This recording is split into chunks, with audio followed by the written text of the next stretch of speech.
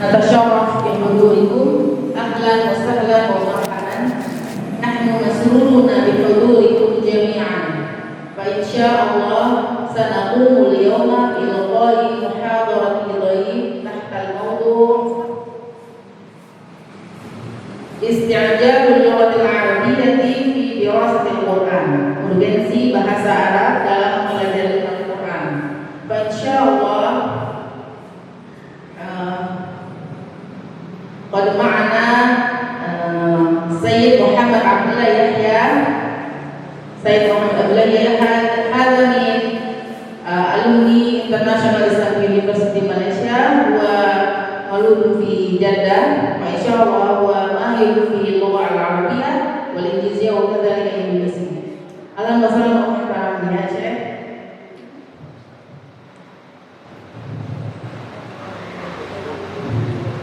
Huwa min Master IT Informational Technology. Fa insyaallah ba'din akhina al-ustadz Ridha sa'ata'aruf anhu. Sayukhbiru an CV insyaallah. Baik. Bismillahirrahmanirrahim. Assalamualaikum warahmatullahi wabarakatuh. Ya, alhamdulillah tadi komunitas sudah disampaikan oleh ustazah kita ya, Meli. Mudah-mudahan hari ini dengan berkumpulnya kita di sini akan meraih keutamaan belajar dalam memahami ya bagaimana dan pentingnya bahasa Arab. Insyaallah akan kita ikuti bersama Sayyid Muhammad Yahya dengan moderator kita Ustaz Ridha insyaallah. Perkenalkan sebelumnya saya bacakan dulu agenda acara kita pada pagi hari ini dan insyaallah siang nanti. Yang pertama adalah pembukaan, yang kedua adalah tilawatul Quran, yang ketiga adalah sambutan dari panitia, kemudian sambutan dari ketua DKM Al-Ihsan, dan dilanjutkan di acara ini kita yaitu sesi materi dimulai dengan didampingi dengan moderator kita yaitu Ustaz Ridho. Setelah materi akan ada diskusi dan tanya jawab. Di sini tidak perlu ragu-ragu untuk berdiskusi ya, boleh menggunakan bahasa Indonesia dan bisa juga uji coba dengan bahasa Arab. Itu boleh. Baik. Al-Barnamijul awal al-iftitah hayya naqra'u bi qira'atil Bismillahirrahmanirrahim. Wal barnamijul atani tilawatul Quran wa darajatuhu falyatafadhal dama wa layla min qadiyati tarbiyatil Quran Al-Ihsan. A'udzu billahi minasy syaithanir rajim. Bismillahirrahmanirrahim. Alif lam ra. Tilka ayatul kitabil mubin. Inna anzalnahu Qur'anan 'arabiyyan la'allakum ta'qilun. Nahnu naqussu 'alaika ahsanal qasasi bima awhayna ilayka hadzal Qur'an wa in kunta min qablihi laminal ghafilin. إذ قال يوسف لأبيه يا أبت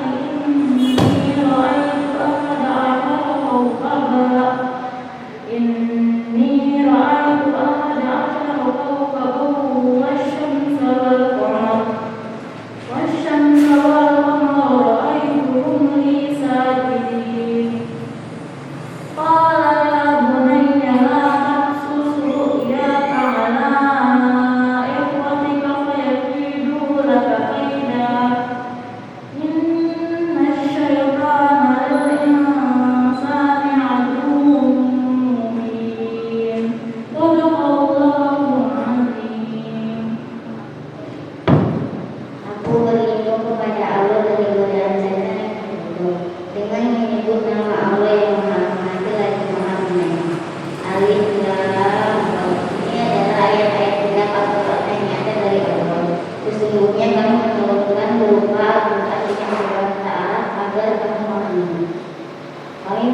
menceritakan kepadamu kisah yang paling baik dengan membagikan Al-Quran ini kepadamu. Dan sesungguhnya kamu sebelum kami memberikannya adalah termasuk orang-orang yang belum mengetahui. Ingatlah ketika Yusuf berkata kepada ayahnya, wahai ayahku, sesungguhnya aku bermimpi melihat 11 bintang, matahari dan bulan. Bolehkah semuanya sujud kepadamu? Ayahnya berkata, baik anakku, dengarlah kalau kamu ceritakan mimpi itu kepada saudara-saudaramu. Maka mereka membuat makar untuk menghina kamu. Sesungguhnya setan itu adalah musuh yang lebih bijak. Maha benar Allah dengan segala firman-Nya. Assalamualaikum warahmatullahi wabarakatuh.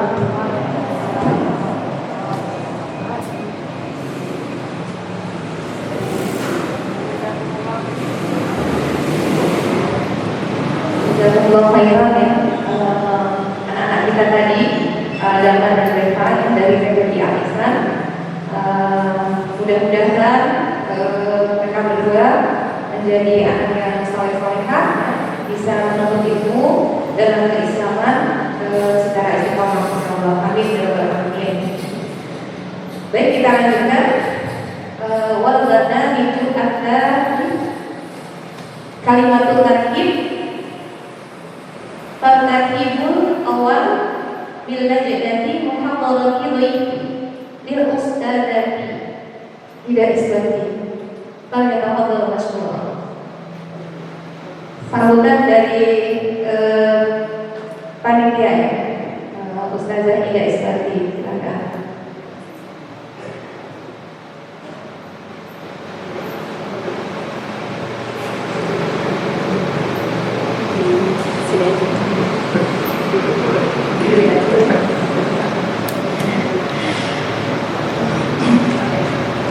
Bismillahirrahmanirrahim. Assalamualaikum warahmatullahi wabarakatuh. Ahlan wa sahlan bi hududikum di hadzal majlis al-mubarak insyaallah. Segitu aja bisa benar. Ya, alhamdulillah ala ni'matil iman wal islam wal ukhuwah والتوفيق والهداية والصلاة والسلام على أشرف الأنبياء والمرسلين سيدنا وحبيبنا وشفيعنا ومولانا محمد وعلى آله وصحبه وبارك وسلم. أما بعد, segala puji hanya milik Allah atas segala nikmat dan karunia-Nya kepada kita semua. Salawat dan salam senantiasa kita lakukan kepada junjungan kita Nabi besar Muhammad Sallallahu Alaihi Wasallam, juga kepada keluarga dan para sahabatnya serta umat yang senantiasa mengikuti sunnahnya hingga akhir zaman. Ibu-ibu sekalian yang dirahmati oleh Allah, alhamdulillah akhirnya ya setelah beberapa tahun kita bisa kembali mengadakan acara offline seperti ini ya Bu ya. Alhamdulillah, kangen rasanya berkumpul yang meriuh di masjid. Alhamdulillah sudah terlaksana, tapi sepertinya kita masih gagap nih Pak ya. Sudah terlampau nyaman dengan online juga ketika disuruh offline. Ada yang nanya ada Zoom-nya enggak? Ada videonya enggak di YouTube gitu ya Pak ya. Biasanya masih seperti itu ya, ibu sekalian ya, kita ada acara kemudian ada ya, alhamdulillah untuk kisah ya, acara Alisan setiap Ahad pagi sudah mulai offline ya Pak Budi ya, dan juga acara kisah setiap Ahad pagi sudah mulai offline dan insya Allah juga sudah mulai tersedia sarapan ya untuk yang hadir. Dan alhamdulillah ini kali ini adalah acara kolaborasi gabungan antara Majelis Ta'lim Alisan dan juga Litbang ya Alisan yang diketuai oleh Pak Syarif Hidayat. Insya Allah tentang pentingnya ya urgensi bahasa Arab dalam mempelajari Al-Quran. Teman-teman sekalian, kita menyadari ya bahwa bahasa Arab saat ini di Indonesia khususnya itu sudah menjadi sesuatu hal yang kurang famous ya sudah kurang famous ya artinya kita lebih terbiasa menggunakan bahasa Inggris ya. Sekarang yang lagi nge-boom lagi ya kalangan remaja itu bahasa Korea. Jadi bahasa Arab ini semakin tersingkirkan gitu ya. Padahal Masya Allah ya tentunya kita tahu bahwa salah satu ilmu yang wajib dipelajari oleh kita sebagai seorang muslim ya, itu adalah ilmu yang berkaitan dengan hal-hal syar'i ya, kita sebutnya ilmu hal ya. Di sini saya ada ustazah jadi kalau salah tolong diluruskan dan dibilangkan. Termasuk bahasa Arab ya, karena ada sebuah kaidah fikih jika sesuatu yang wajib itu tidak bisa kita lakukan tanpa sesuatu hal, maka sesuatu itu menjadi wajib ya. Kita tahu bahwa ketika kita sholat ya, kita menggunakan bahasa Arab ya. Kita baca doa menggunakan bahasa Arab ya. Apalagi saat haji ya Bu ya, kita menggunakan bahasa Arab ya. Saat tawaf, doa-doa dan sebagainya kita menggunakan bahasa Arab. Sehingga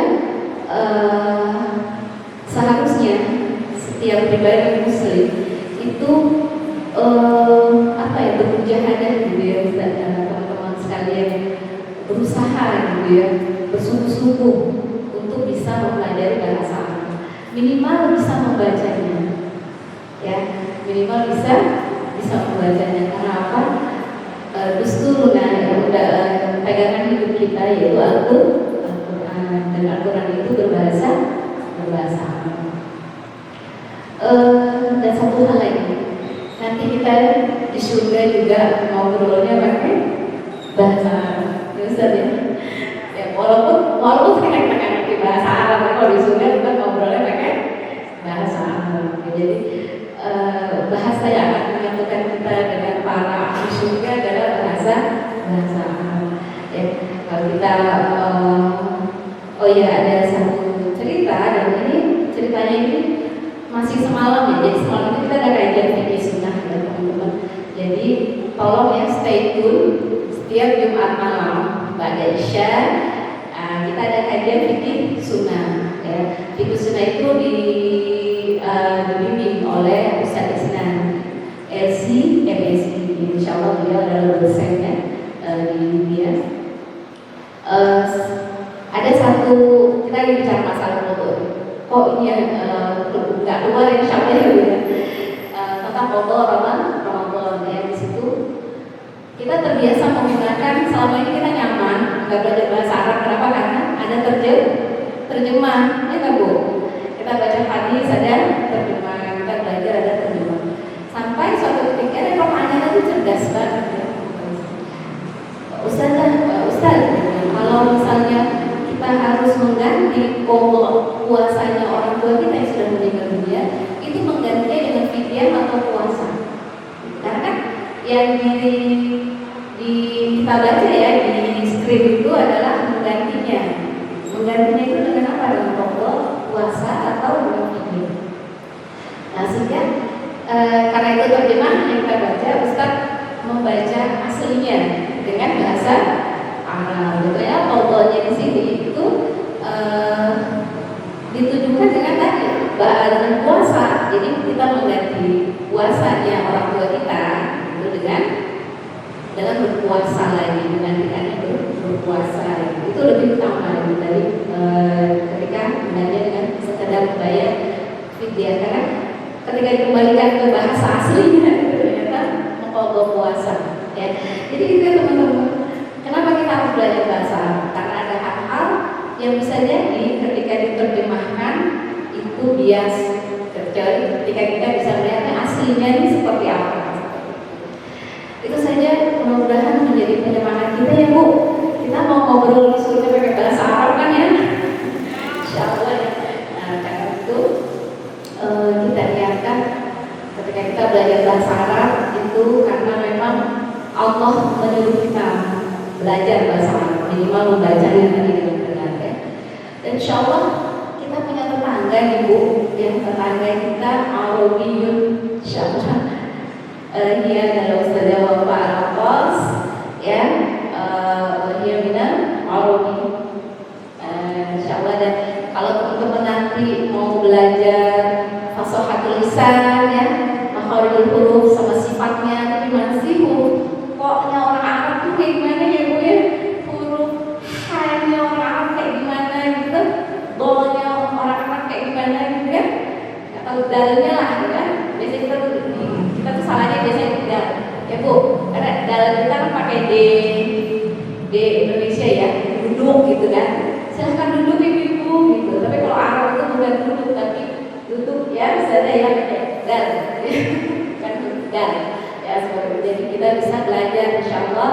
Ustazah Wafa juga sudah berkomitmen untuk musahadah ya, membantu teman-teman jika ada kesulitan untuk belajar bahasa Arab atau Quran. Insyaallah ahlan wa sahlan Ustazah Wafa fil Masjid Al-Ihsan ya. Saja teman-teman ya, semoga bermanfaat. Selamat datang atas kehadirannya. Semoga Allah yang membalas semua usaha waktu ya yang teman-teman keluarkan untuk hadir di sini dengan balasan yang lebih baik lagi. Billahi taufiq wal hidayah. Wassalamualaikum warahmatullahi wabarakatuh.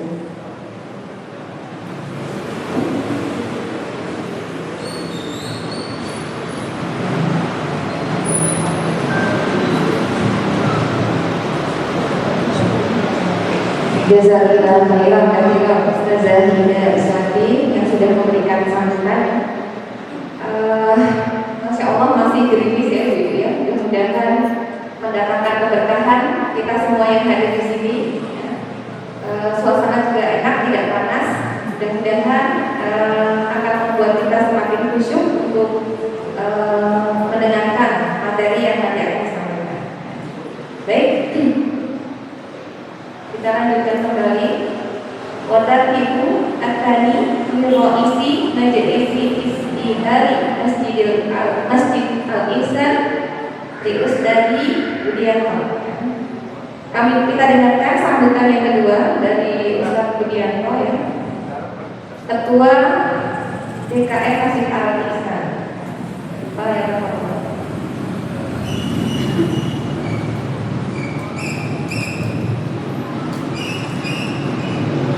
Assalamualaikum warahmatullahi wabarakatuh. Bismillahirrahmanirrahim. Alhamdulillahirabbil alamin. Wassalatu wassalamu ala asyrofil anbiya'i wal mursalin wa ala alihi wa sahbihi ajma'in. Rabbi shrah li sadri wa yassir li amri wahlul 'uqdatam min lisani yafqahu qawli.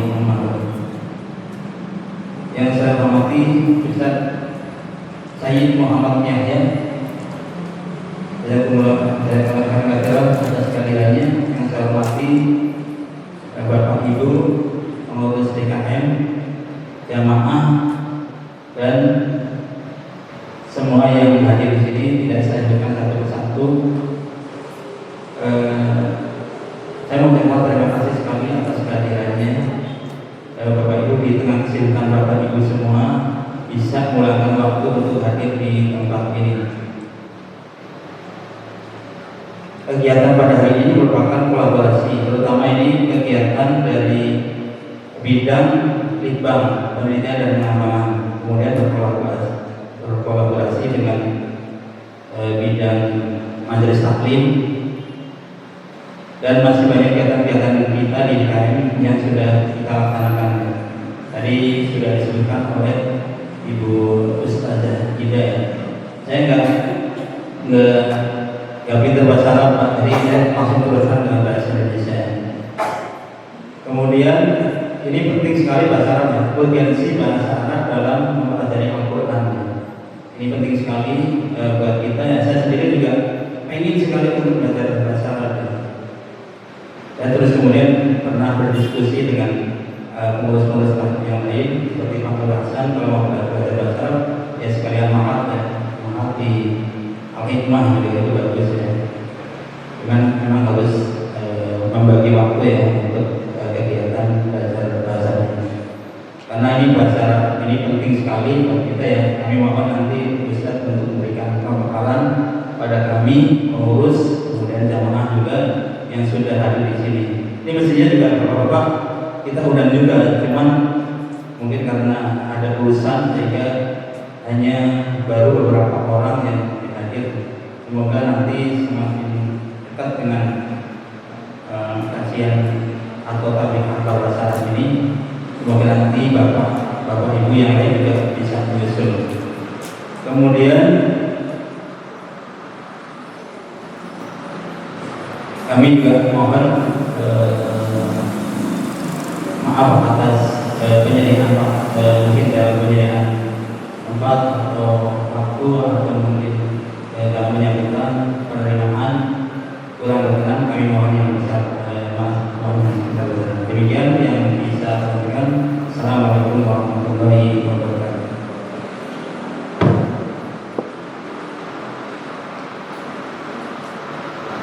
Jangan sampaikan saat ini juga memberikan sambutan sekaligus juga ini motivasi buat kita pengurus di sini juga para jamaah. Insya Allah bisa lebih bersama lagi ya, mengenal ya nanti dari materi ya bagaimana keutamaan dari belajar bahasa Arab. Alhamdulillah, akan nasiru ilal hadati wa isi al-muhadharah dan mau istiqyalul al-ghadil al-ghadiyati fi dibasatil Quran Sayyid Muhammad Abdillahiyah Wasirku Yauku Ustazu Ridho Fayaqum. Setelah ini langsung aja kita ke materi tersebut kan. Ustaz Ridho sebagai moderator di sini ya, insya Allah akan mendampingi saya Muhammad Abdullah ya untuk menyampaikan materi terkait dengan tema Al-Ghadil Al-Ghadiyah di Dibasatil Quran. Sedang dipersiapkan, Allah sudah kita mulai. Ya. Al-mawdu' al-yawm isti'jabu al-lugha al-arabiyyah fi dirasatil Quran. Li Ustaz Sayyid Muhammad Abdullah Yahya.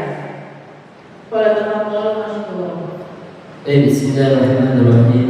Assalamualaikum warahmatullahi wabarakatuh.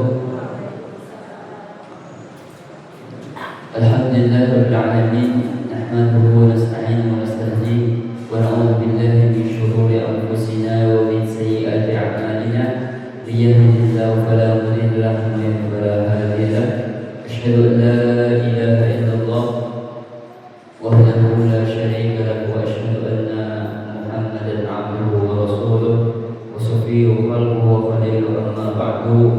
Subhanaka la 'ilma lana illa ma 'allamtana innaka antal 'alimul hakim wa tub 'alaina innaka antat tawwabur rahim.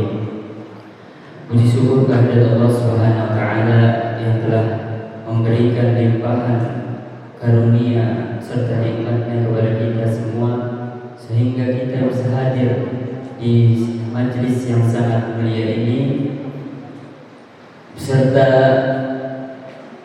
kita akan mengikuti kuliah tamu dan halal bihalal dengan tema urgensi bahasa Arab dalam mempelajari Al-Quran.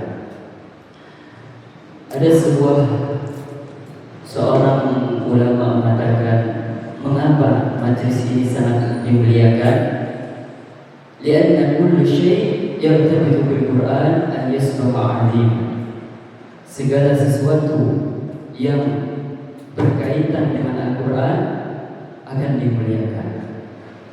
Jibril alaihissalam nazala bil Quran fa asbaha sayyidul malaikah wa yusammi sayyid ruhul amin.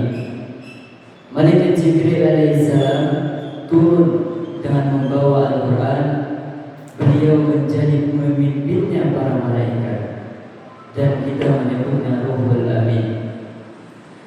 النبي صلى الله عليه وسلم نزل عليه القرآن فأصبح سيد الأولين والآخرين وسيد المرسلين. Nabi Muhammad sallallahu alaihi wasallam turut membawa Al-Quran. Beliau menjadi pemimpin umat terdahulu dan umat sekarang, sebaik-baik pemimpin, dan beliau juga sebaik-baik utusan Allah. Kemudian nazala fi Ramadan fa asbaha sayyidus syuhur. Al-Quran turun di bulan suci Ramadan dan menjadikan bulan Ramadan yang sangat mulia. Nazala fi lailatul qadar fa asbaha khairul layail. Al-Quran turun pada malam Lailatul Qadar dan malam Lailatul Qadar menjadi malam yang paling mulia. Wa lughatul Quran lughatul Arabiyyah fa asbaha khairul lughah. Dan bahasa Arab adalah bahasa Al-Quran. Maka bahasa yang paling mulia yang ada di muka bumi ini adalah bahasa Al-Quran, bahasa Arab. Wa nazala ala ummati Nabi Muhammad sallallahu alaihi wasallam, turun kepada umat Nabi Muhammad sallallahu alaihi wasallam, dan kita menjadi adalah umat-umat yang paling baik dari sebelum-sebelumnya. Jadi dengan pentingnya dan mulianya majelis ini, ditambah lagi pemateri kita min zuriyatin Nabi sallallahu alaihi wasallam, yakni Muhammad Sayyid Abdullah Salim bin Yahya. Sedikit saya akan menggambarkan, memperkenalkan beliau. Beliau wulida fi Jeddah, lahir di Jeddah tahun 25 Juni tahun 78. Dan beliau memiliki pengalaman kerja selama 10 tahun. Beliau menempuh pendidikan di Malaysia dengan di International Islamic University Malaysia, selesai pada tahun 2003. Kemudian melanjutkan studinya S2 di Master IT di kampus yang sama, Islamic University Malaysia, selesai pada tahun 2006. Banyak sekali sertifikasi dan keahlian beliau, di antaranya adalah Information Security Foundation atau ISO pada tahun 2015, IT Security Product FCANSP 2015 juga, kemudian Project Management, kemudian IT Security Consultant dan Programming, banyak sekali. Termasuk beliau lebih ke bidang IT Security. Pengalaman kerja beliau pernah Presiden Direktur di Prima Garuda Teknologi, Technical Director di Global Security Technology Solution, Business Development Scan Nusantara, Lecture di STII, Taskia, kemudian EVA from Engineer di Effort Citra Utama, kemudian program Islamic World Project. Sedangkan pekerjaan beliau, jabatan beliau sebagai tenaga ahli security, banyak sekali pengalaman beliau, di antaranya tenaga ahli security, pembangunan infrastruktur BNPB Pramuka, kemudian BNPB Sentul, pengadaan perangkat service, Kementerian Pertahanan RI, pengadaan video wall, dan masih banyak yang lainnya.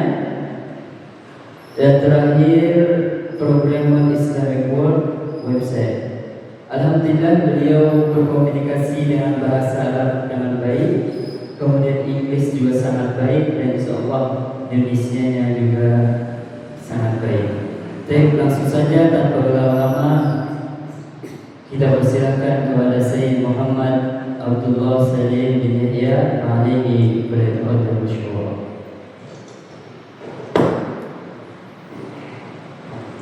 Bismillahirrahmanirrahim. Wassalatu wassalamu ala asyrafil anbiya'i wal mursalin sayyidina Muhammadin sallallahu alaihi wasallam. Assalamualaikum warahmatullahi wabarakatuh.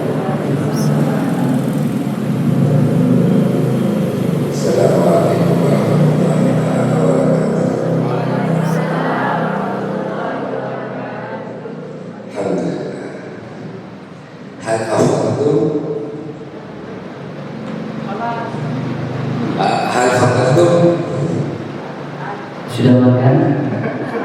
Sarapan?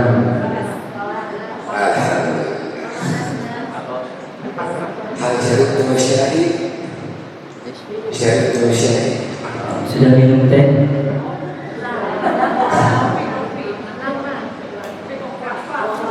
Hal syaribtum qahwa?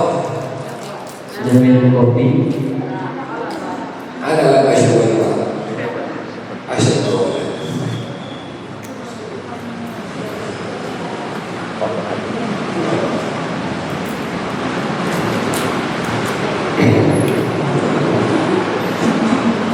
اللغة العربية موضوع اليوم نحن نتكلم عن أهمية لتعلمنا للغة العربية. اللغة العربية لغة عامية ولغة القرآن، وما يهمنا أن نتعلمه في الحياة اليومية هي لغة القرآن. Bahasa Arab merupakan bahasa yang penting, bahasa kehidupan kita dan bahasa Al-Quran. أهمية تعلمنا اللغة العربية للغة القرآن ينحصر في 3 نقاط.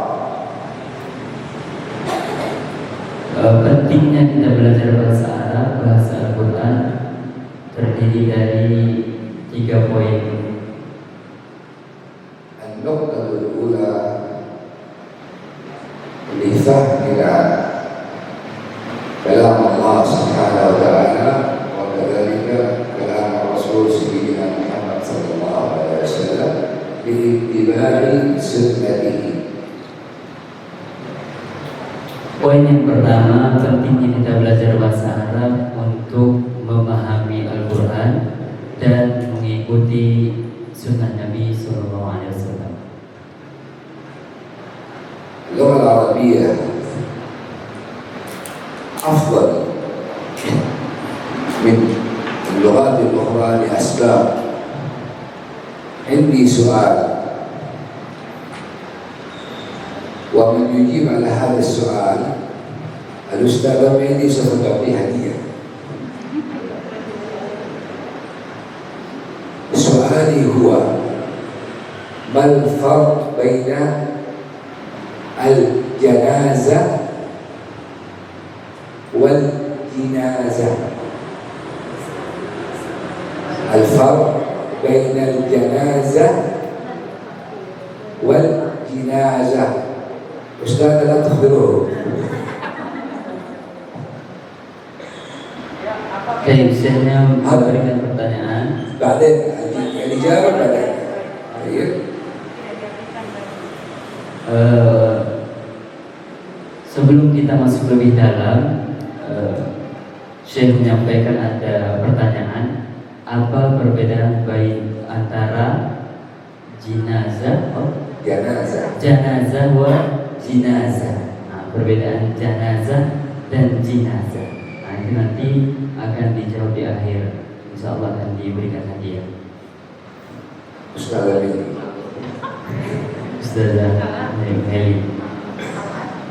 Siapa bisa jawab? طيب، اللغة العربية في القرآن الكريم فيه بيان وتحديد. الفرق بينه وبين اللغات الأخرى: اللغة العربية يتكلم في الماضي والآن والمستقبل، وفي الماضي يتكلم في عدة مواقع. Bahasa Arab di dalam Al-Quran dijelaskan ada 3 waktu. Waktu yang sudah berlalu, waktu yang sekarang, dan waktu yang akan datang. والماضي أيضا ينحصر ماضي انتهى وماضي ما زال يستمر وماضي منقطع. Waktu yang lampau itu terbagi menjadi 3. Yang pertama, yang lampau sudah berhenti, tidak akan berlaku lagi. Kemudian yang lampau masih berlaku sampai sekarang. ولهذا عندما نتكلم عن فهم محتويات القرآن الكريم يجب علينا فهم شيئان: النحو والصرف وكذلك التفسير. Ketika kita ingin memahami urgensi Al-Quran, ada 2 ilmu yang penting. Yang pertama ilmu nahwu dan sharaf, yang kedua ilmu tafsir. إذا لم يكن لدينا علم في هذا فسوف نضيع في فهم القرآن وهذا ما يحدث الآن. Kalau kita belum mempunyai kedua ilmu ini, maka kita akan kehilangan Al-Quran, kehilangan makna Al-Quran, dan pada saat ini kita akan bicarakan. والموضوع الثاني: إذا فهمنا اللغة العربية وفهمنا القرآن سوف نفهم التاريخ. التاريخ موجود في القرآن، التاريخ والحضارة موجود في القرآن. Poin yang kedua, poin penting yang kedua, ketika kita mempelajari bahasa Arab dan kita memahami Al-Quran, kita bisa mempelajari sejarah-sejarah di dalam Al-Quran pada masa lalu والحضارة. dan sekarang. في القرآن الكريم كان الرسول اللغة العربية كانت في ذلك الزمان هي اللغة الموحدة. Bahasa Arab ketika zaman Rasul bahasa yang mempersatukan. كان الرسول صلى الله عليه وسلم عندما ينشر الدعوة سرا أمر 40 من المسلمين ومن ضمنهم سيدنا أبو بكر الذهاب إلى الحبشة. Ketika pada masa Nabi dalam dakwah sembunyi-sembunyi, beliau mengutus 40 orang ke Habasyah. وكانوا يخاطبون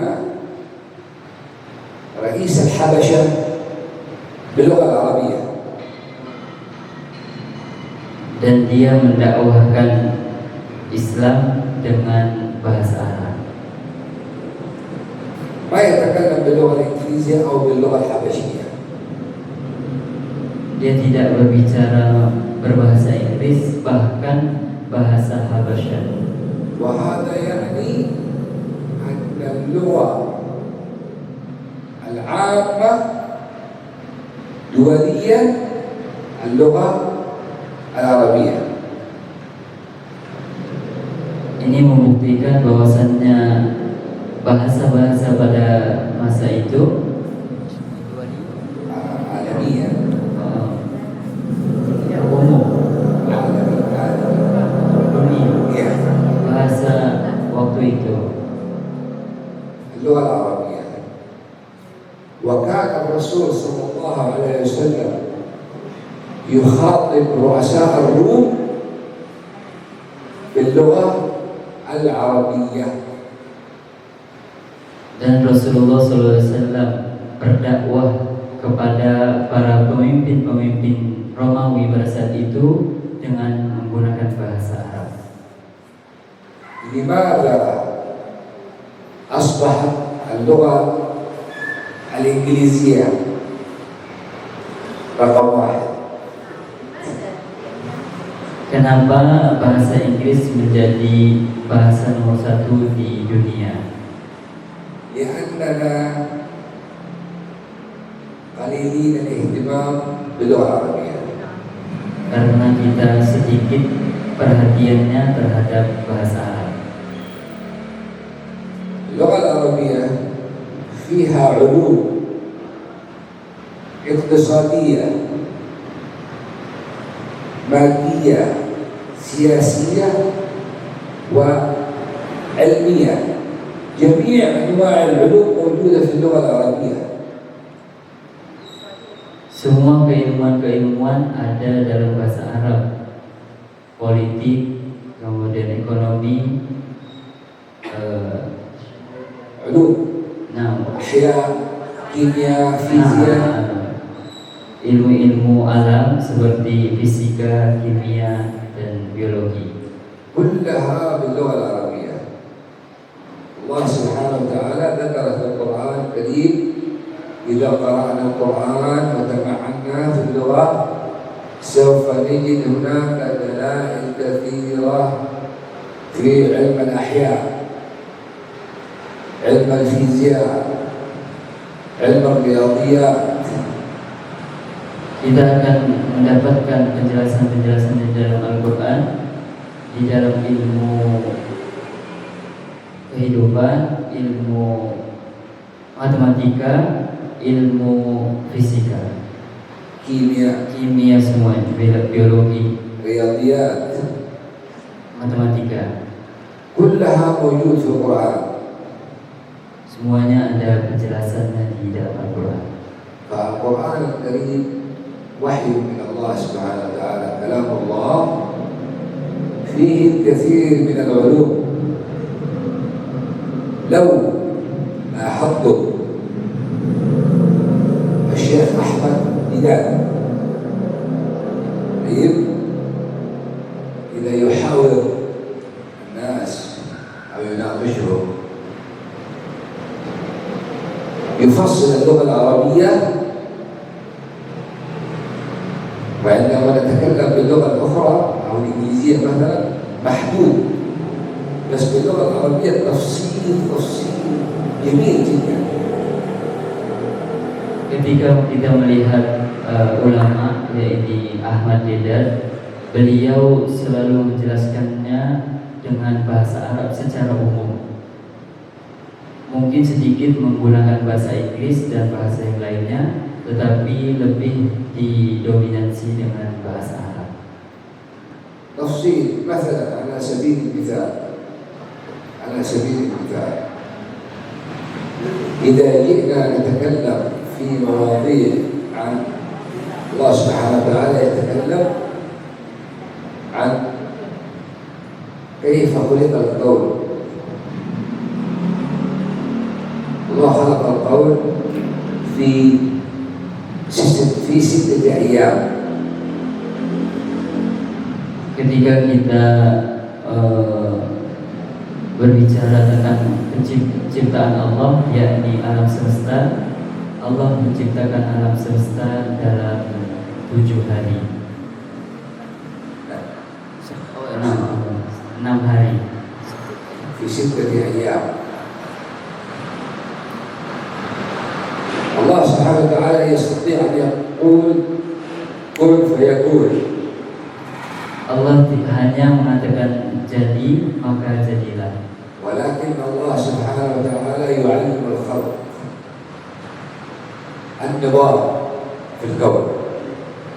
Tetapi Allah Subhanahu wa taala memberikan pelajaran kepada kita bahwasanya menciptakan sesuatu ada masanya.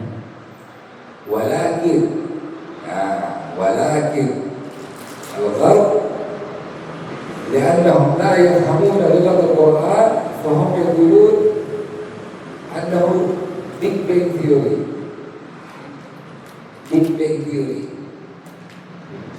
Orang-orang Barat memahami ini dengan teori Big Bang. Big Bang. Jadi penciptaan alam semesta ini tidak ada penciptanya, mereka hanya menggunakan teori Big Bang. لأنهم لا يفهمون اللغة العربية. Karena mereka tidak memahami bahasa Arab. أحد المعجزات أن كانت هناك دكتورة تقول الدكتورة لزميلها الدكتور: هذه الدكتورة ليست مسلمة، ولكن الدكتور هذا مسلم. فتقول له: أنا عندي علم. Seorang dokter Muslim, دكتورة ليست مسلمة تقول إلى دكتور مسلم: أنا عندي علم جديد. seorang dokter bukan Muslim atau non Muslim mengatakan kepada seorang dokter yang Muslim, saya mempunyai ilmu yang baru. تقول له: في ذاك الزمان لا يوجد آلة الUSG. Pada waktu itu belum ada zaman secanggih teknologi alat USG. تقول له: يا دكتور،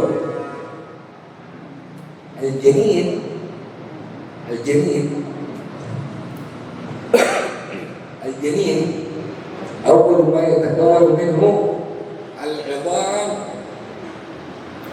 ثم يغطى باللحم. Dokter non Muslim ini mengatakan bahwasannya janin itu berasal dari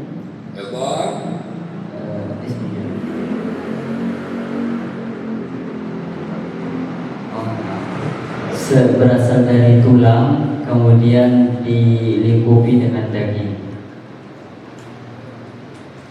فيقول الدكتور المسلم: أنت عرفتي الآن؟ Kemudian dokter yang Muslim mengatakan, kamu baru tahu sekarang?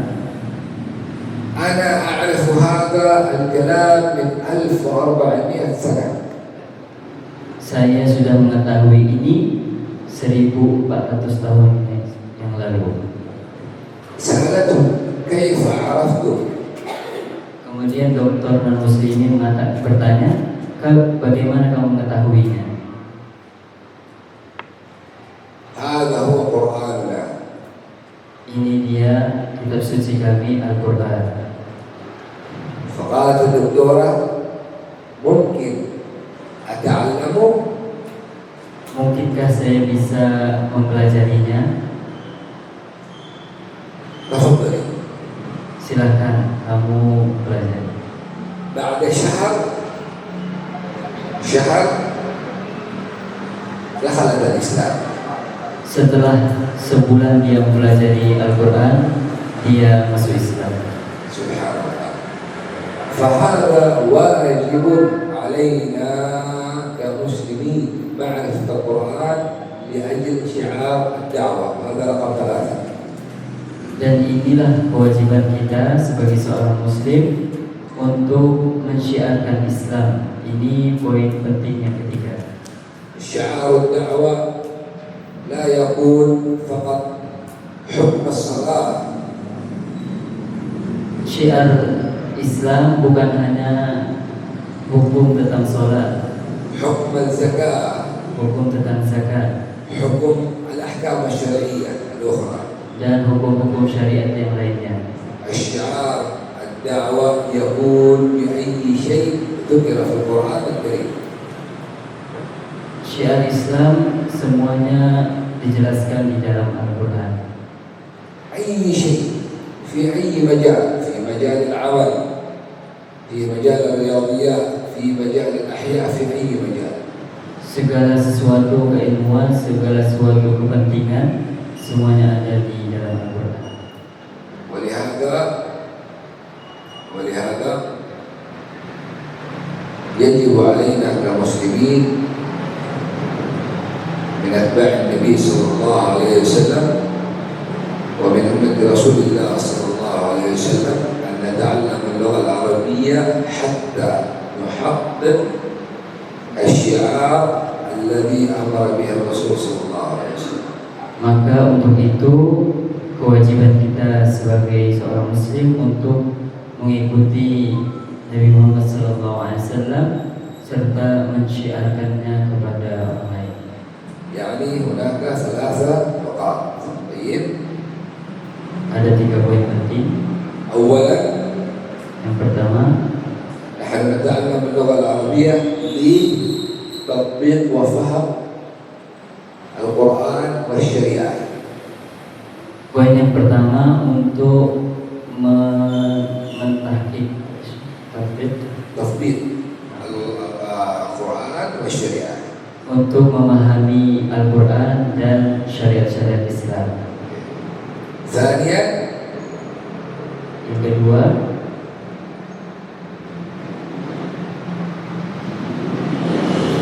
أحد يفتكر؟ tadi yang sudah disampaikan tadi. ثانيا Ada yang ingat tadi 3 poin yang disampaikan? ها؟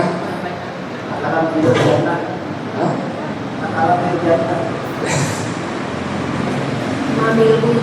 ها؟ معرفة الحضارة والتاريخ الإسلامي. Pengetahuan tentang kehidupan yang sekarang dan sejarah-sejarah masa lalu. وثالثا لشعار الدعوة. Dan yang ketiga untuk mensyiarkan Islam. فهذه 3 نقاط مهمة جدا، ولولا الرسول صلى الله عليه وسلم والقرآن الكريم لما وجدنا في هذا المكان. Ini adalah 3 poin penting yang harus kita pahami. Kalau bukan karena Rasulullah, maka tidak ada kita sekarang. والقرآن الكريم. Dan Al-Quran Karim. الحمد لله على نعمة الإسلام. Subhanallah, segala puji bagi Allah atas nikmat keislaman kita. ويجب علينا الآن Yang diwajibkan bagi kita sekarang أن نعيد اللغة العربية لتصبح اللغة الأولى في العالم. untuk memulangkan kembali menjadikan bahasa Arab menjadi nomor 1 di dunia. وبالله التوفيق والهداية. السلام عليكم ورحمة الله تعالى. Waalaikumsalam warahmatullahi wabarakatuh. يكون الوقت أطول للأسئلة أفضل. Kita sediakan waktu yang lebih panjang untuk membuka pertanyaan والمناقشة. dan diskusi.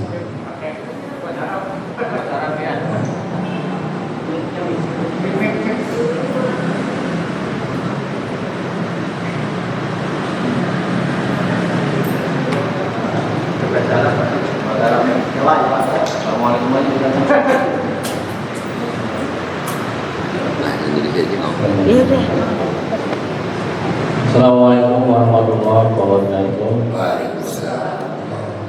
Ustaz, ini ada beberapa pertanyaan ya. Nomor 1 sampai 3 ini.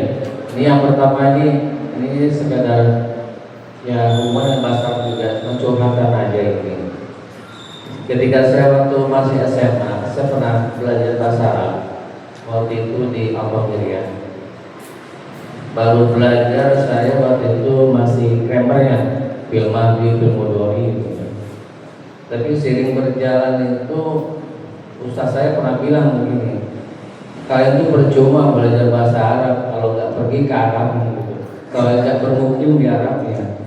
Dari situ saya pesimis dan berhenti langsung, nggak datang lagi saya kursus bahasa Arab.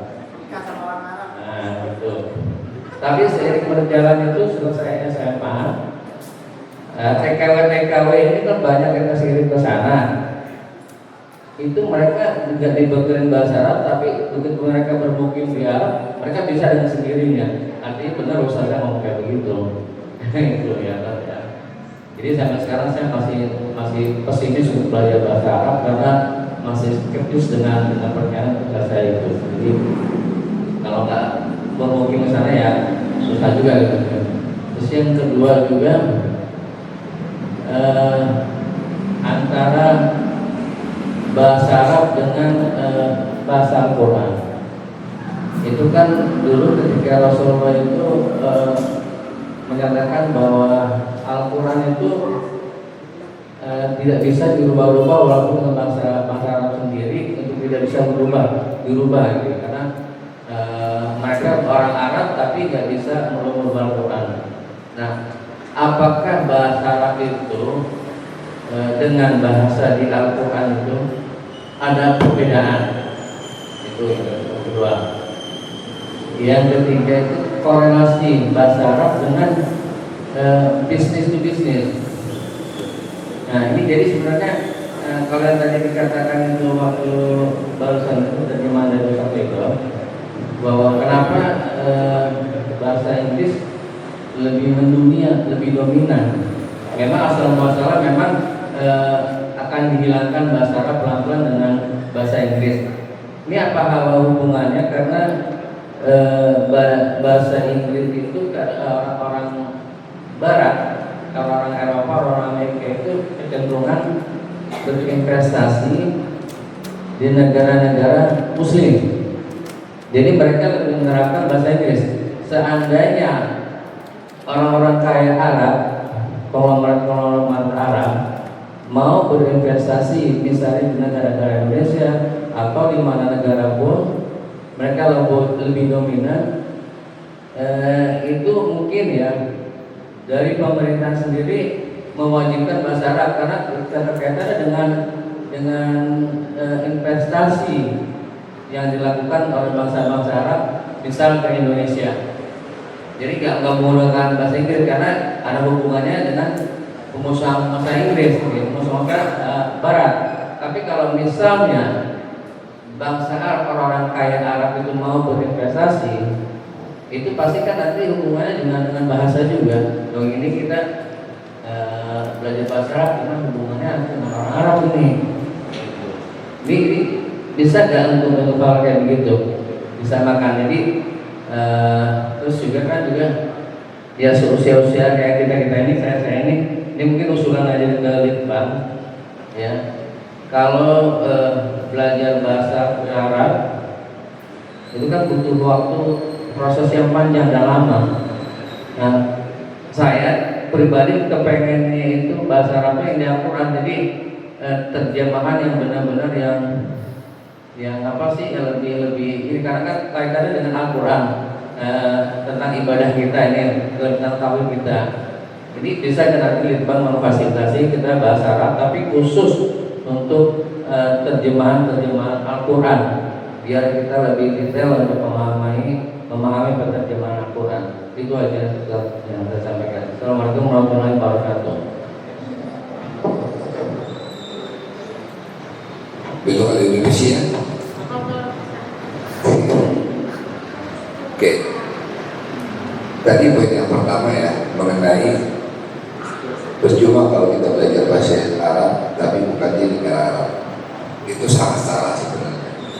Karena bahasa Arab itu dibagi dua, bahasa Arab umum, bahasa Arab berbicara, sama bahasa Arab Al-Quran. Bahasa Arab Al-Quran itu luar biasa isinya. Maka itu kalau kita betul-betul memahami isi bahasa Arab Al-Quran itu, kita betul-betul akan berbicara dengan detail sekali. Contoh paling gampang, yang mungkin tadi yang saya sampaikan, di dalam Al-Quran aja sudah ada sejarah-sejarah, sudah ada modernisasi tapi versi Islam yang diperbolehkan oleh Allah SWT untuk menghadapi zaman-zaman sekarang. Tapi karena persepsi kita dalam tanda kutip, wah ini nggak boleh, itu nggak boleh dan sebagainya, kita malah jadi takut. Makanya jika kita memahami Al-Quran dan memahami bahasa Arab, sesungguhnya kita akan tahu bahwa di Al-Quran segala perintah yang diperintah Allah SWT dan Rasul Al-Quran sudah ada. Allah SWT sudah menceritakan segala hal itu. Cuma sampai ke ilmu matematika, ilmu biologi, ilmu sains, apapun itu sudah ada. Cuman karena kita persepsinya Islam itu hanyalah syariat, selesai, hal-hal yang lain kita membahas. Malah yang bahas adalah orang lain. Jika yang seperti apa Bapak sampaikan, orang yang pada sana ternyata mereka bisa belajar bahasa karena bahasa mereka cuma bahasa Arab komunikasi kok nggak di situ. Nah, bahasa Arab komunikasi dan bahasa Arab maaf, belum tentu pun orang Arab sana bisa memahami Al-Quran sedetail-detailnya, karena Al-Quran itu bahasa. Kenapa Al-Quran yang turun di Timur Tengah coba? Kenapa tidak seperti mukjizat Nabi Musa alaihissalam pada saat itu? Nabi mukjizat Nabi Musa tongkat gitu dia ke laut belahan. Kenapa Al-Quran? Karena pada saat itu di Timur Tengah itu orang Arab dikenal mereka memiliki puisi-puisi sastra yang kira-kira kalau kita dengar, wah. Begitu dikasih oleh Rasulullah SAW Al-Quran, mereka mencoba merubah puisi tersebut, tidak mampu. Makanya mukjizat Rasulullah Al-Quran dan Rasulullah SAW tidak bisa baca dan tulis, jadi lebih kuat lagi mukjizatnya bahwa Rasul ini nggak bisa baca, nggak bisa tulis. Tapi bagaimana dia bisa mengeluarkan ayat-ayat suci Al-Quran ini dari mana? Nah, di situ bahasa Al-Quran nggak bisa disamakan secara garis besar itu seperti bahasa Arab komunikasi. Ya, jadi kalau kita mau baca Al-Quran, memahami isinya, itu emang butuh step berbeda. Dengan berjalan waktu kita memahami penjelasannya nanti bisa disesuaikan dengan pemahaman umum.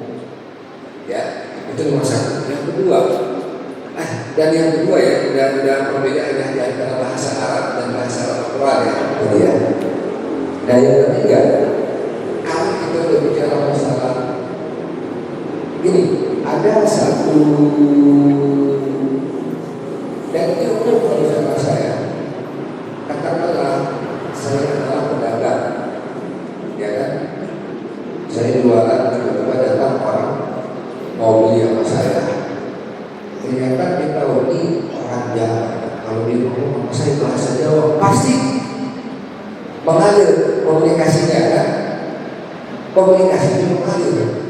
Oh, lama-lama jadi teman dan karakteristik pemahaman dari Saudi, kata terakhir Dubai, Oman dan sebagainya. Begitu kita ngomong bahasa Arab, nah ini bahasa umum ya, bukan bahasa Quran ya. Ngomong mereka bahasa Arab, mereka udah langsung terpindah hubungan kepercayaan keras. Nah, kalau kita memang di sini memang harusnya kalau di Indonesia itu tahu investor sekarang kan udah mulai dari Abu Dhabi mulai masuk ke Indonesia, Qatar sudah mulai masuk. Kalau mau ya memang harus ini. Kenapa? Karena begitu mereka gini, kita bahasa Arab kita dikit aja, mereka sudah mau apresiasi, wah ini orang ada ingin untuk ngomong. Itu aja sudah mulai puas sebenarnya. Cuma kalau kita udah menolak belajar bahasa Arab, yang mereka akan ada alasan apa ya? Kok dia tidak bisa menerima budaya saya? Nah, maka itu kita perlu bahasa Arab itu, tapi kita utamakan buat memahami ya Al-Quran. Insya Allah kalau kita yakin pelajaran, maka dunia akan ikut. Ya, kalau kita memahami pelajaran dunia bahasa Arab itu, tapi ya harus dimulai mau bahasa Arab yang banyak. Bahasa Arab itu sangat karena kalau kita berdakwah, nah akan pernah Ya ini bukan berarti itu hati-hati juga ya, takut jadi timbul rasa sombong ya. Al-Quran itu jika kita membedah itu ilmunya nggak akan berhenti sampai kiamat nggak akan berhenti. Ada sesuatu yang baru di depan. Ada sesuatu yang baru dan ilmunya apa? Membuktikan kekuasaan Allah SWT yang susah kita. Jadi niat seorang muslim untuk membedah dan memahami isi Al-Quran itu untuk mendekatkan diri kepada Allah SWT. Itu niat kita sebagai muslim. Tapi kalau niat seperti iblis itu pintar, iblis itu pada jahil, itu pintar. Tapi apa? Karena kesombongan dia. Makanya kita makin memahami isi Al-Quran, makin kita menggali, yang kita harus lakukan adalah makin lembut. Makin menguasai Allah SWT, makin besar. Tapi kalau kita lihat kayak video kadang-kadang awal mereka itu kepada untuk challenge, bukan untuk mencari pencipta, tapi untuk melakukan challenge-nya itu salah. Seolah kita menantang. Makanya banyak orang, jangan salah, banyak orang ternyata begitu memahami dan niatnya itu bukan karena mencari, malah jadi ateis. Karena semuanya diberikan oleh logika, itu bahaya. Logika boleh, selama kita mengarahkan kepada jalur kepada Allah SWT, insya Allah akan dibimbing oleh Allah SWT. Itu kali ya, dia atau lebih bagus begini ya, tadi udah penjelasan ya, kita buka diskusi ya, atau pertanyaan ya.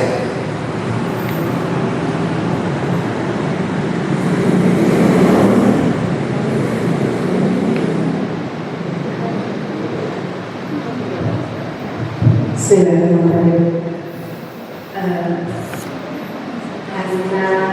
Karena untuk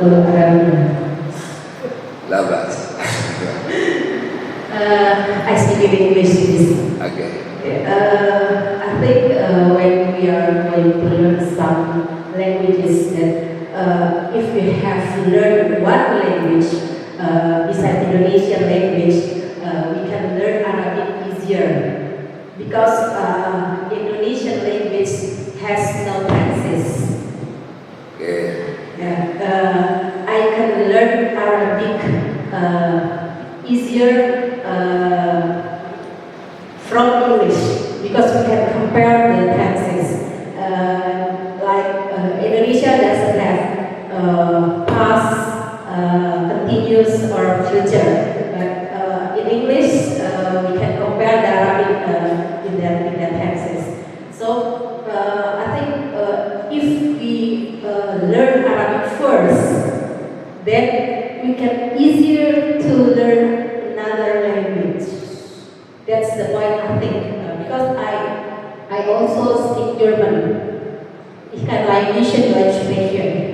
Yeah, that's the point that I got from my learning since when I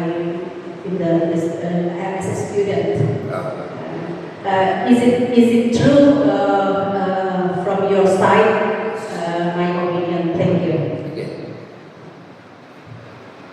Bahasa Indonesia oke. Gini, basically kalau kita belajar bahasa Arab dulu itu akan mengubah kita belajar bahasa yang mudah. Tahu nggak kenapa? Bahasa Arab itu bahasa yang sulit, tapi begitu kita udah paham udah bisa. Bahasa Arab itu terbagi lebih sistematis. Mungkin kalau saya nggak salah, kalau saya salah kita lagi. Bahasa kita seperti bahasa Prancis, bahasa Arab. Tapi kalau kita udah bisa bahasa Arab, pasti buat kita belajar bahasa yang lain lebih mudah. Jadi sebenarnya bahasa Arab itu tanpa sadar berperan sama otak. Kenapa? Tadi mungkin yang saya sampaikan di Al-Quran itu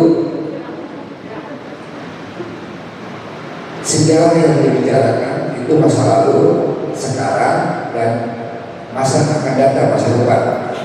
masa lalu pun dibedah. Ada masa lalu yang sudah selesai, ada yang masih berjalan sampai sekarang. Kalau kita bicara masalah bahasa yang tidak ada sedangkan bahasa Arab. Makanya kalau kita selalu memperhatikan siapa namanya tadi Ahmad Didat, Syekh Ahmad Didat kalau berbicara dengan beberapa dan Muslim bisa berdebat. Perhatikan, dia selalu membedah apa yang disampaikan secara detail. Tapi begitu bahasa Inggris, bukan di situ aja, diputar orangnya. Tapi Ahmad dibedah betul-betul secara detail sehingga dia bisa kasih penjelasan yang bisa diterima. Maka itu memang benar. Jika kita betul-betul bisa bahasa, kita merasa mantap. Kita lama-lama bahasanya pun mudah buat masuk ke kita atau kita pelajari. Dan Rasulullah SAW bersabda, itu boleh mengenal bahdi billah. Selama kita masih hidup, ya, selama kita masih hidup itu kita harus tetap cari terus sampai kita berhenti mencari ilmu apa setelah itu udah masuk tahan udah. Tapi setelah itu perkara itu beda lagi. Gitu bukan orang yang datang, nah itu ilmunya baru lagi kita kan satu urusannya bagaimana. Cuman ya selama kita masih hidup ilmu itu ya itu belajar Allah SWT belajar carilah ilmu dan belajar sampai kita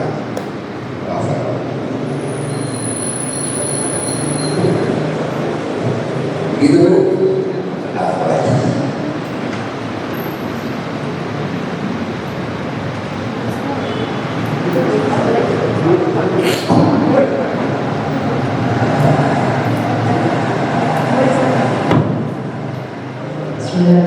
Assalamualaikum warahmatullahi wabarakatuh. Waalaikumsalam.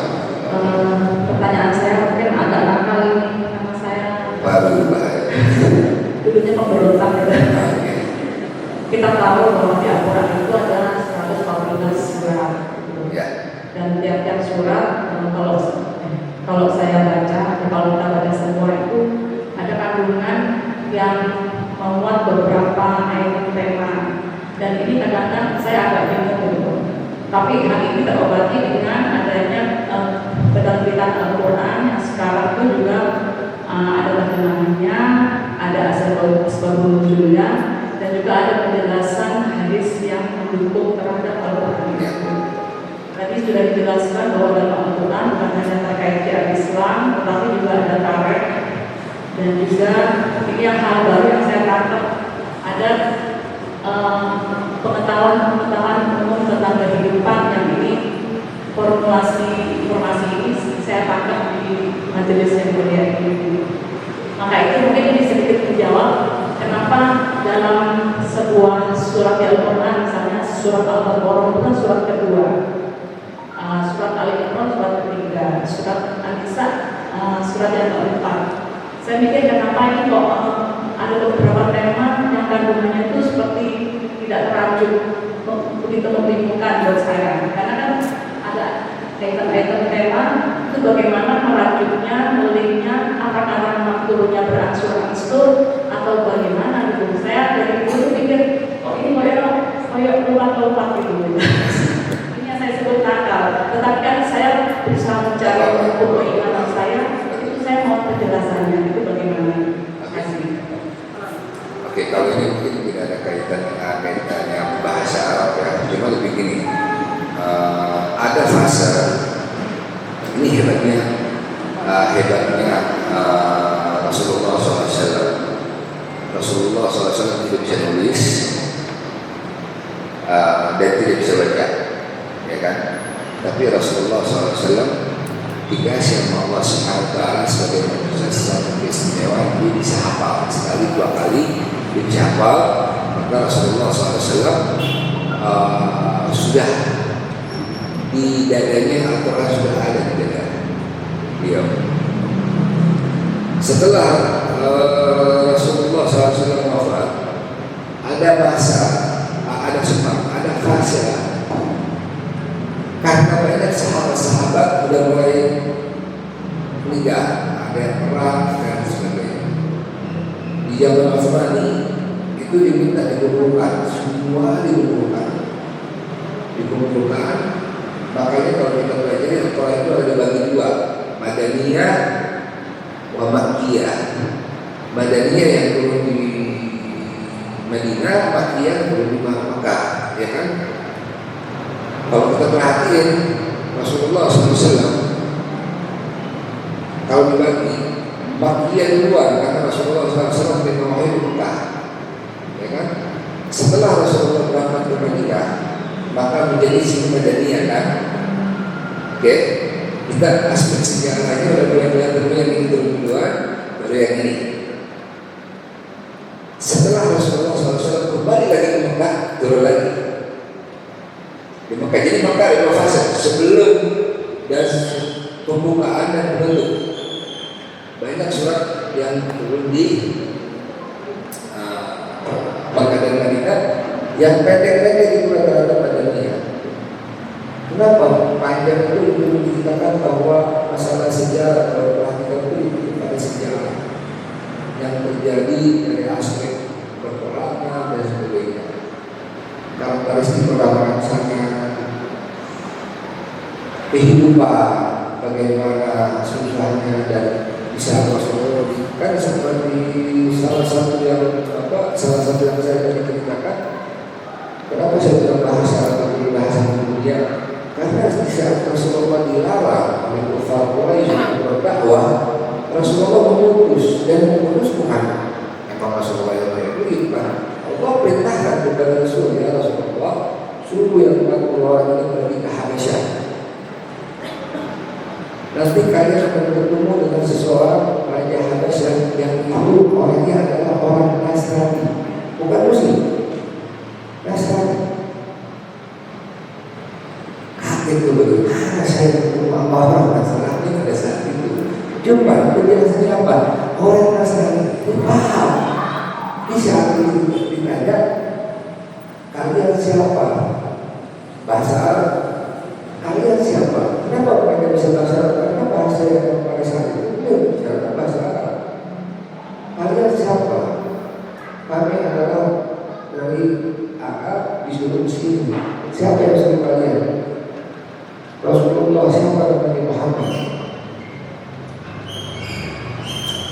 Saya berdoa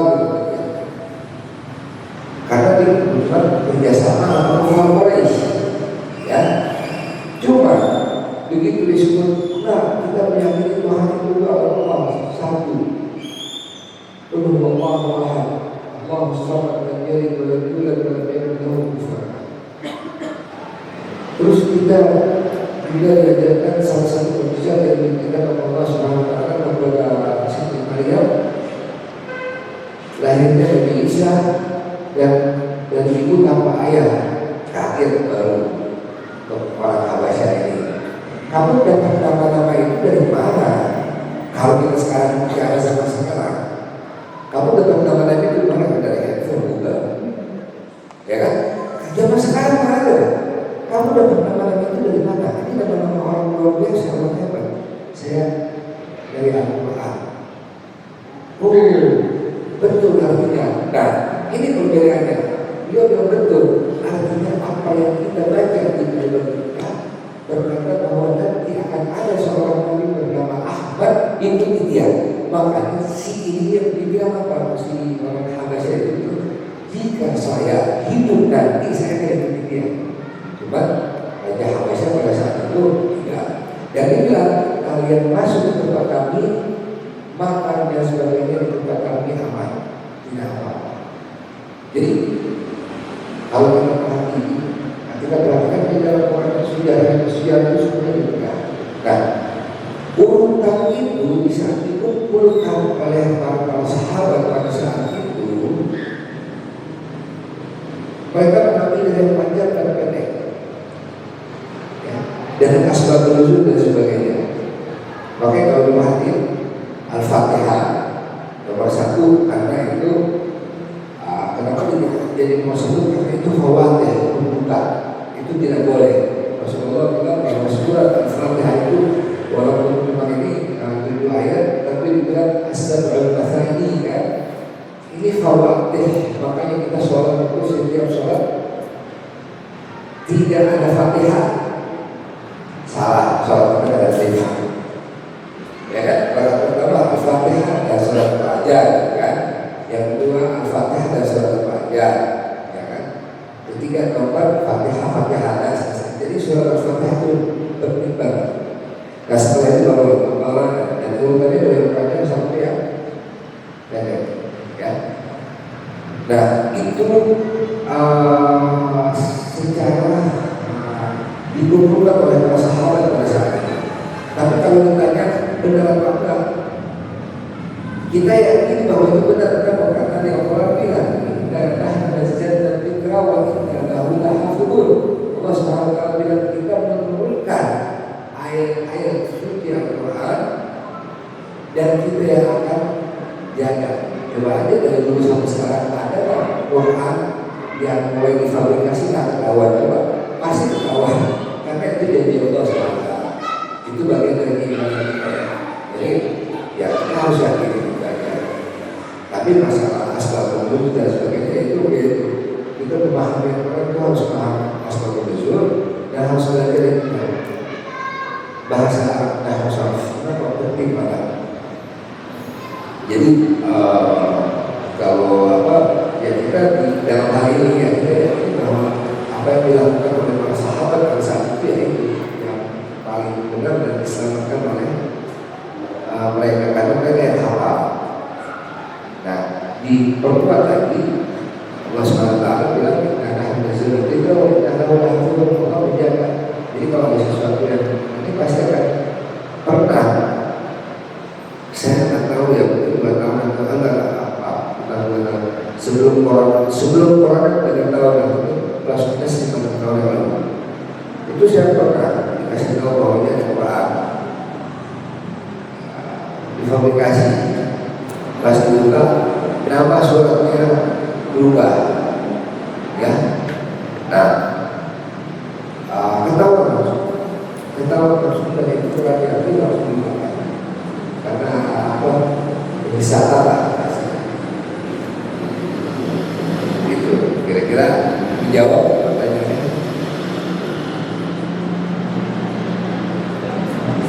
Ya, sebenarnya bisa dijawab ya.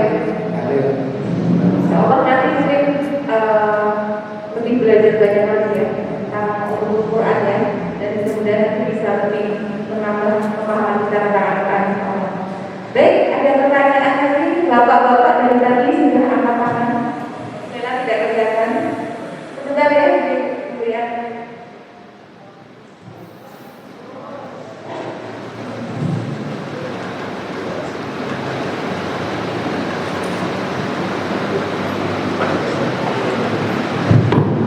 Terima kasih. Assalamualaikum warahmatullahi wabarakatuh. Alhamdulillah kita sebagai muslim sudah menyelesaikan Ramadan kemarin. Mudah-mudahan semua kita lebih takwa. Amin. Dari penjelasan Ustaz tadi, saya membaca surat Luqman ayat 27. Dan seandainya semacam pohon-pohon bumi menjadi pena dan lautan menjadi tinta, ditambahkan kepadanya 7 lautan lagi. Setelah kering, saya tidak akan habis-habisnya dituliskan kalimat dari Allah, sesungguhnya Allah Maha Kuasa lagi Maha Besar.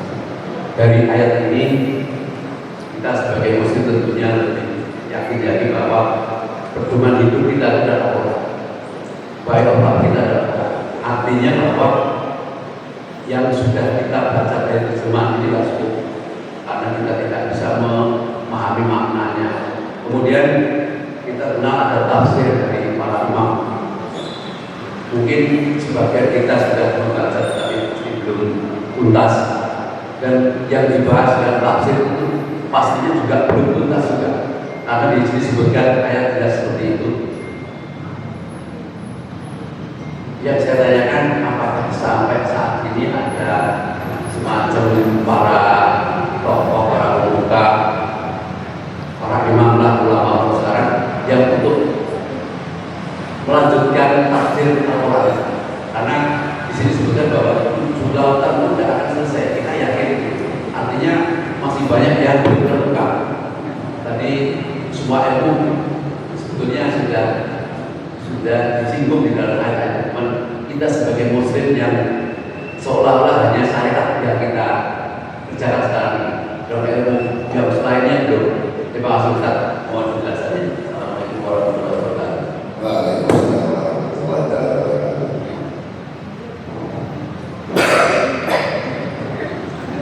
Kalau kita mau bicara masalah ilmu al-Quran itu akan habisnya. Salah satu ulama yang dikenal di Timur Tengah namanya Habib Abu Bakar Masyhur. Habib Abu Bakar Masyhur bicara tentang fikih namanya fikih tahawulat, fikih perubahan. Fikih perubahan yang dimaksud oleh beliau bukan artinya kita merubah asal fikih itu bukan. Tetapi yang akan datang di depan ada banyak ini. Contoh yang gampang, jika kita menghadapi zaman sekarang, anak-anak muda itu makin pergaulan makin kacau ya. Itu ada bagaimana kita menangani.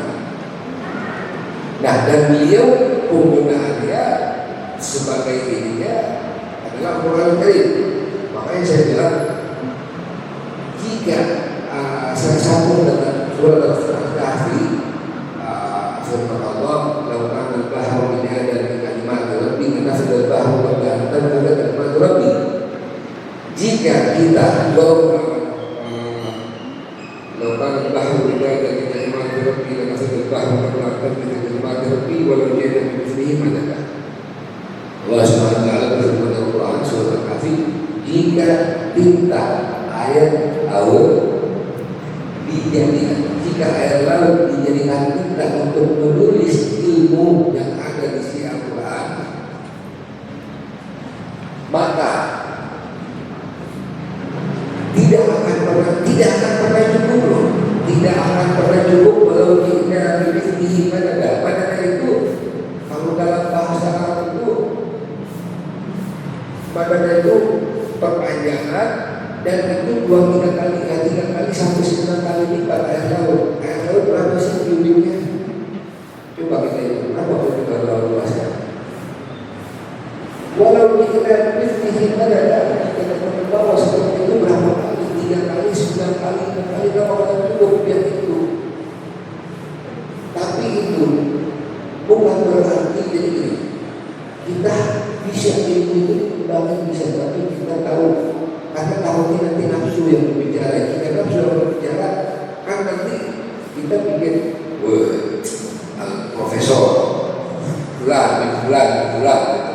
Ya itu kan sebenarnya teman pemanggilan. Coba itu dalam sejarah ada zaman dulu profesor.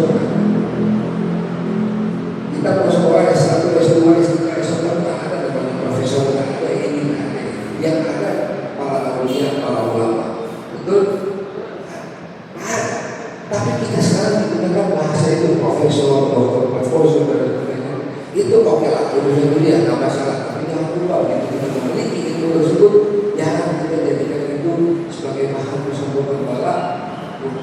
Ulama dulu begitu dia memiliki sebuah ilmu, dia pakai begini kepala, duduk karena dia merasa bahwa gue tidak pantas jadi sombong. Kenapa? Yang pantas jadi sombong saya menjadi iblis. Makanya dalam hal seperti itu ilmu itu akan pernah putus. Jangan kaget nanti mungkin duduk ke depan itu memiliki sebuah ilmu yang sebenarnya dulu nggak pernah ada. Cuma itu dikasih oleh Allah SWT. Makanya ada salah satu doa yang dibaca para ulama, Allahumma rzuqna fiqhan nabiyyin wa hifdhan muslimin wa hifdhan waj'al alsinatana 'amilatan bidzikrika wa qulubina bi khashyatika wa jawarihna bil itu selalu kita para ulama. Kenapa? Karena mereka begitu meminta kasih Allah Subhanahu wa taala, mereka menjaga begitu dengan kasih Allah Subhanahu wa taala. Jangan sampai ilmu ini membuat diri saya sombong, tapi semoga ilmu yang saya dapat membuat hati saya makin takut untuk Allah Subhanahu wa taala, makin badan saya ini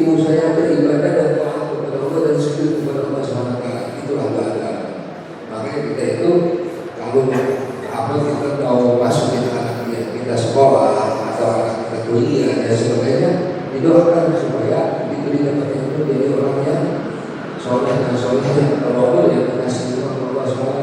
Nah, tafsir terkait masalah tafsir pasti ada perubahan. Nggak putus di situ. Tafsir itu akan pernah putus di situ. Dan tentunya ada kaitanlah dengan riwayat-riwayat juga asal nuzul. Tapi ya itu sambungannya dengan apa yang Allah firman di surah Al-Kahfi nggak bakal putus.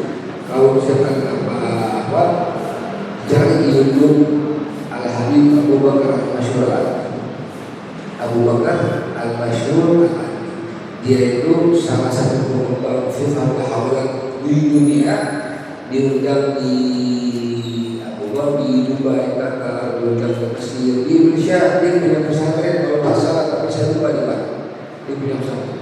Nah, firman tahawulan dan dia bicarakan tentang zaman-zaman sekarang. Zaman-zaman sekarang apa yang terjadi, bagaimana kita betul-betul menghindari fitnah dan terima kasih. Jadi ada dia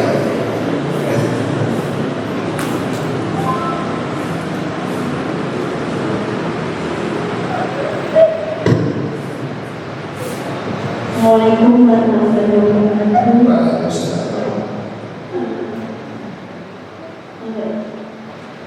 Kebetulan anak saya itu tahun depan lulus SMA dan mau melanjutkan kuliah. Nah sekarang dia itu masih bingung saya mau ambil sastra Inggris atau sastra Arab. Saya sendiri menyarankan untuk mengambil sastra Arab karena tapi anak saya ini susah mah kalau sastra Arab.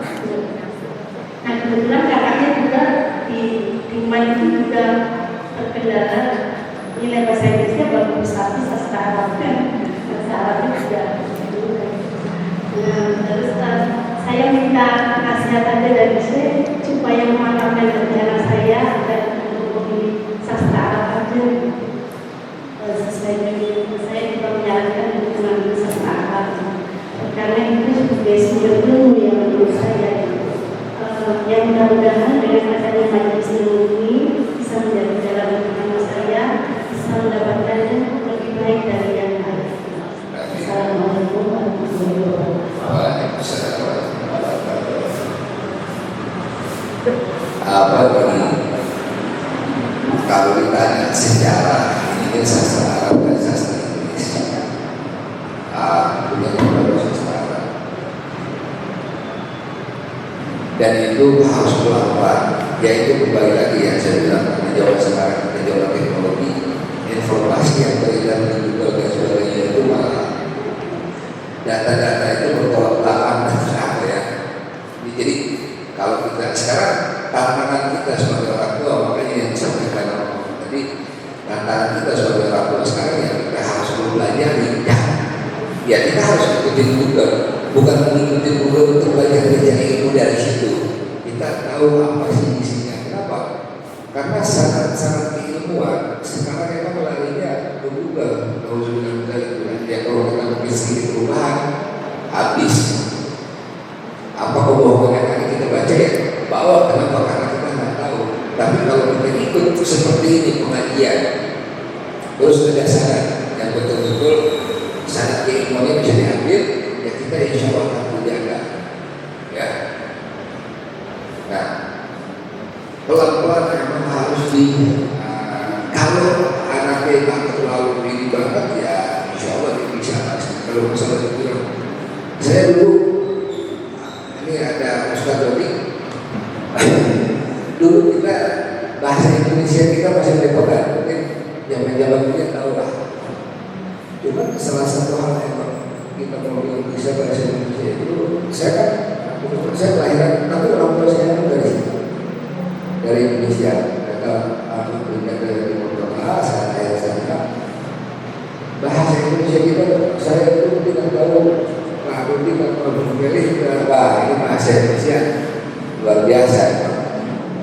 Yang kanan kita bilang kiri ya kita bilang kanan. Tapi semua orang punya waktu dan sebelum saya harus bisa. Nah, insya Allah bisa. Nah ada yang mustahil. Nah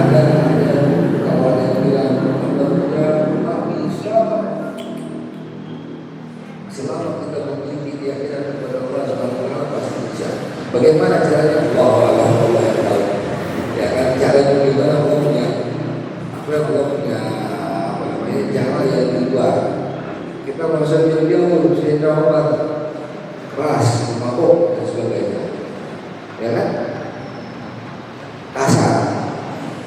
Tapi itu datang kepada Rasulullah SAW, dan Rasulullah SAW mengaji sedih hatinya terdapat apa namanya, langsung masuk Islam. Kita nggak tahu. Jadi nggak ada yang mustahil. Yang bilang mustahil itu setan yang bermain di pikiran kita, biasanya begitu. Wah, nggak mungkin. Tapi coba kita disuruh berbuat dosa, gampang itu, langsung coba. Nah, dalam hal ini insya Allah bisa. Karena sastra Arab itu sastra yang sangat bermanfaat, sangat bermanfaat. Jangan dilihat sekarang, 10 tahun akan datang, 10 tahun akan datang,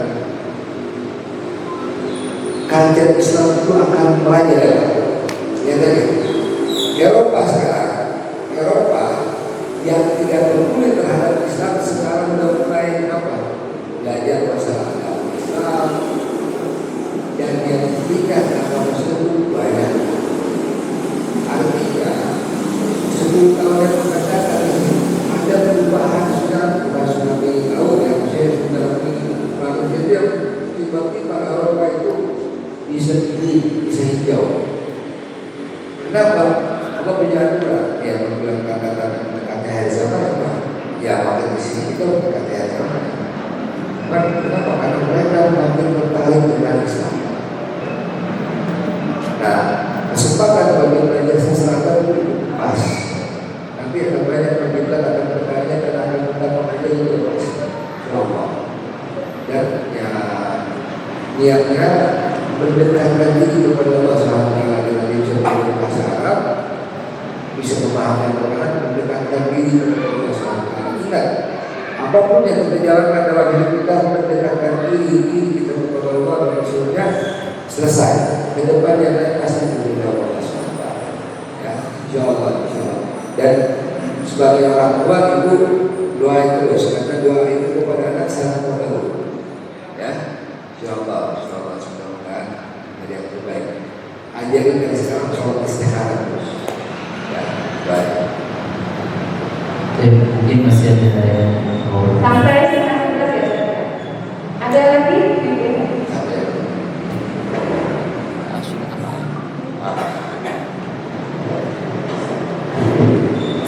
Bismillahirrahmanirrahim.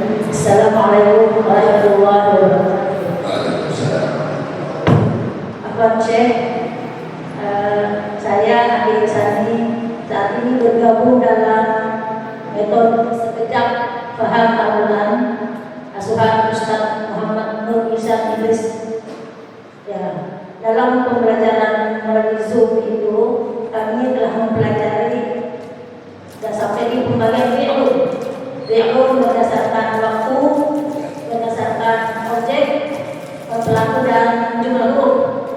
Nah, saat ini baru tentang sulasi, rubai, rumasi dan seterusnya. Ya, yang saya memohon penjelasan sama Syekh tentang pembagian fi'lun berdasarkan objek, yaitu ada muta'addi dan lazim.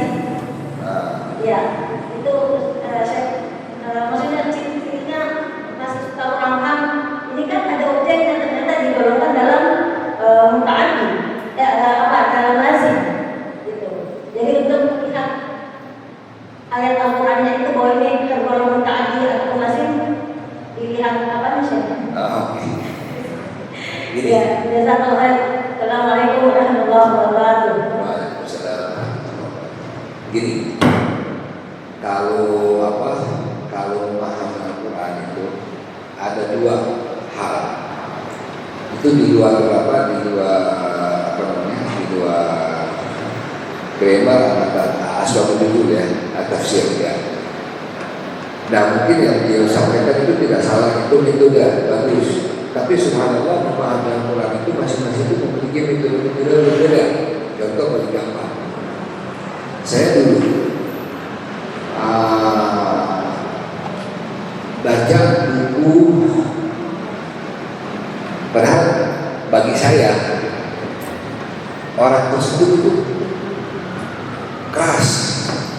bukan keras dalam aspek aliran, bukan fikihnya, syariatnya. Wah, kalau bagi dia cewek nggak boleh harus bersadar. Ya, sedangkan fikih yang lain kalau nggak masalah ya. Ada yang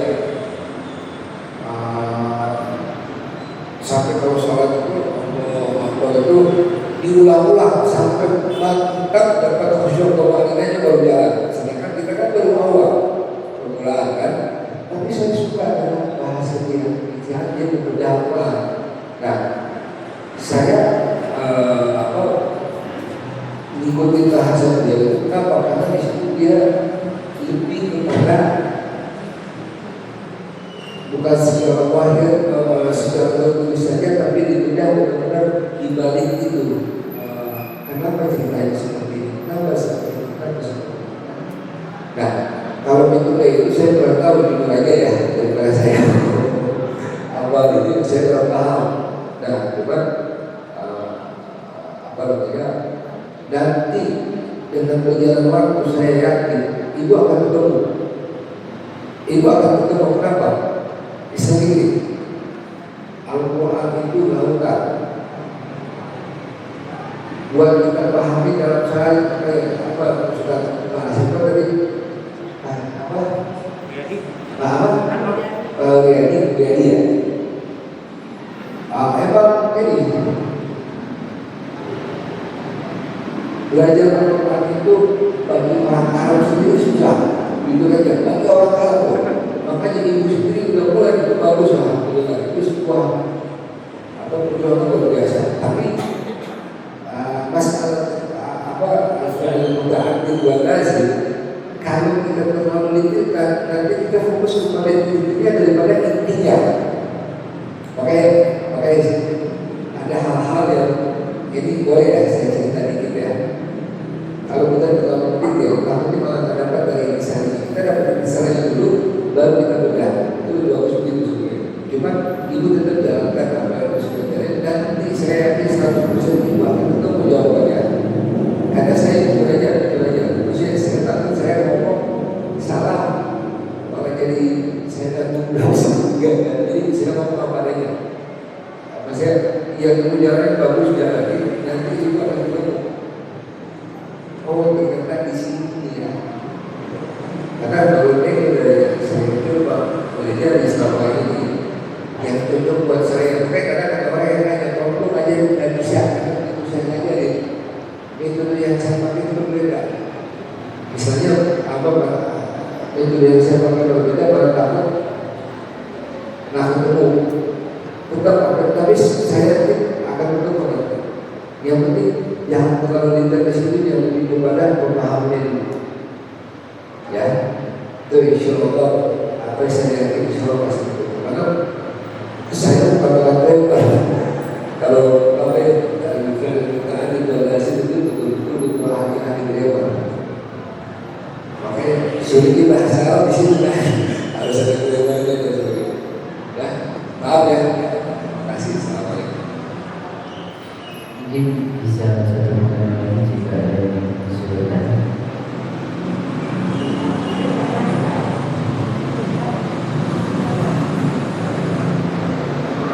Ya, karena sudah tidak ada pertanyaan maka kita cukupkan.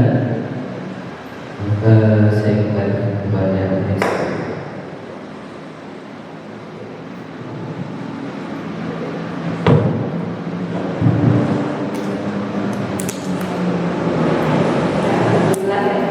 Sudah kita simak materi, begitu juga tadi lanjut dengan diskusi dan tanya jawab. Masya Allah, antusias para jemaah yang hadir. Mungkin ada juga yang belum puas barangkali ya, mungkin bisa kita lanjutkan lagi nanti. Bisa kita jadikan masukan pada panitia tema-tema ataupun materi-materi di kajian selanjutnya, gitu ya, Pak Syarif dan kawan-kawan semua.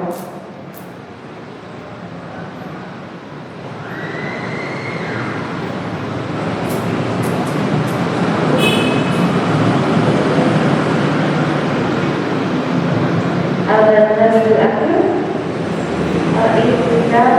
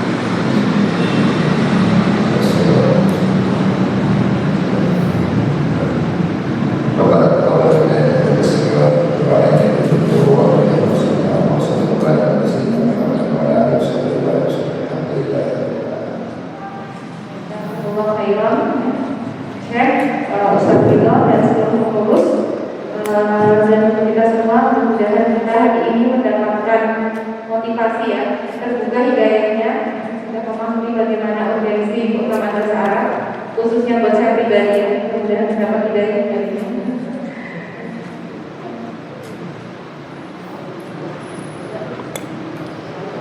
Oh ya, ini sebelum berakhir nih, silakan ya, gimana dari masalah? Assalamualaikum Syekh. Tadi pertanyaan al-fardu bainal jenazah wal janazah.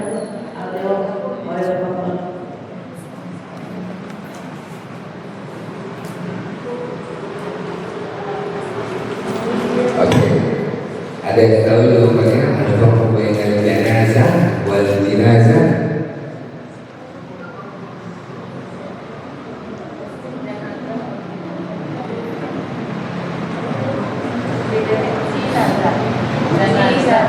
Janazah bukan jenazah.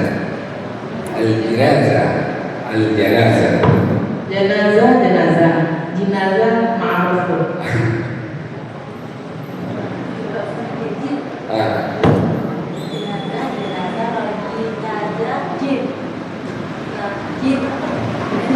Gimana? Jenazah ya, jenazah jin. Apa? Syaitan. Jin syaitan. Oh. Nah.